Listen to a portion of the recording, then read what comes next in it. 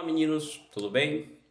Hoje vamos compreender o uso do contos de fadas da língua portuguesa, né? As histórias que já vêm desde a antiga e claro que ainda acontece e sempre é contada sempre para vocês, para todos nós, né? Essa história envolve sempre a literatura brasileira. Tem também contos de fadas da literatura inglesa em outros países com a sua origem dentro daquele cotidiano. O conto de fada, né, é um gênero textual que consiste no sentido de um fato, elementos que é imaginário dentro dele, né? Elementos reais dentro por escrito. Já a gente dá uma classificação e um uso de gênero. Você já dá para entender o uso do conto de fadas. Conto de fadas pertence à literatura infantil, né? Nem por isso deixa o encanto das pessoas que variam idades ao redor do mundo. Considerados clássicos da literatura mundial, certo? Os contos de fadas têm origem em tempos remotos e nem sempre apresentam como um conhecimento de hoje, certo? É mais expoente, mais divulgar para as pessoas. E mais assim dá para a gente compreender melhor o uso do conto de fadas. Os aspectos fantasiosos e lúdicos que hoje envolve surgiu da necessidade de minimizar o enredo controverso e polêmicos. Por quê? Os próprios da época que em civilização ainda não havia inventado o conteúdo que hoje é conhecido tão bem com a infância. Chamado de contos de fadas porque são histórias que têm a origem da cultura celeste-bretã, na qual a fada fantástico tem a importância fundamental desse conteúdo. A primeira coletânea do conto de fada surgiu lá na Grécia do século XVIII.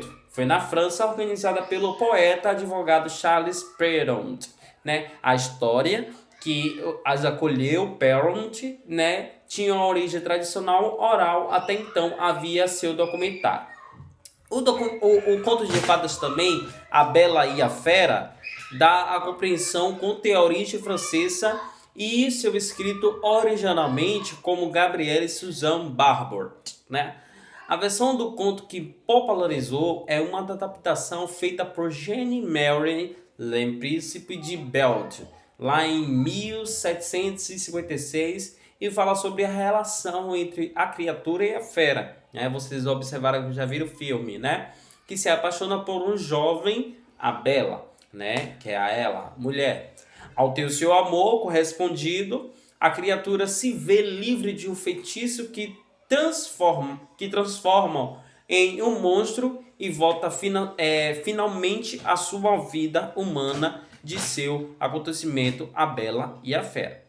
Bom, o entendimento sobre o uso A Bela Adormecida o primeiro registro escrito lá em 1634 foi uma Jean Buster, né, Basile, foi publicado em 1634, a obra dada por Charles Perrault, como eu expliquei anterior, e depois pelos irmãos Grimm em 1812, que aí teve aquela publicação maior. A versão do conto que popularizou foi dos irmãos Grimm, adaptação contra a história e a princesa quando bebês amaldiçoado, né, dentro daquele de acordo o feitiço e dentro daquela a complementação do uso.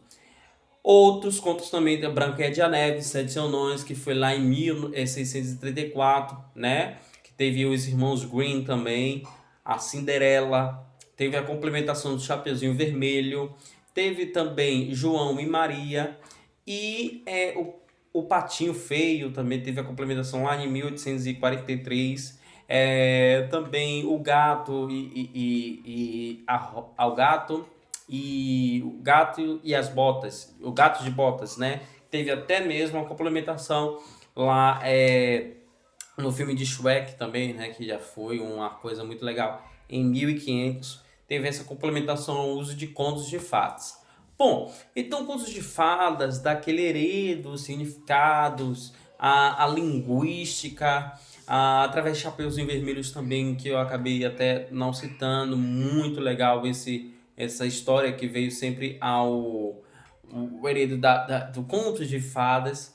Então, o conto de fadas, ela dá um expoente o sentido à literatura brasileira. É muito válido a gente sempre treinar e saber o conhecimento sobre o conto de fadas. Então, o conto de fadas é um tipo de história que tipicamente apresenta personagens, tá, dentro dela, que é fantástico dos folclores, com dragões, effortos, fadas gigantes, gromos, glombin, aí vem a complementação de nuxas, animais falantes, né, bruxas e todos representação de regra e complementação. Então tem a conto de fada é uma coisa tipo real que acontece. Bom, vou pedir para que vocês façam a atividade de hoje, tá? Além da página 40 a 48, atividade. E vou pedir para que vocês criem, construam um conto de fada colocando palavras do dia a dia dentro. Pode desenhar, não tem problema, tá? Quando enviar para mim, enviar o nome, a data de hoje, a série, tranquilo. Um grande abraço para vocês. Tchau, tchau.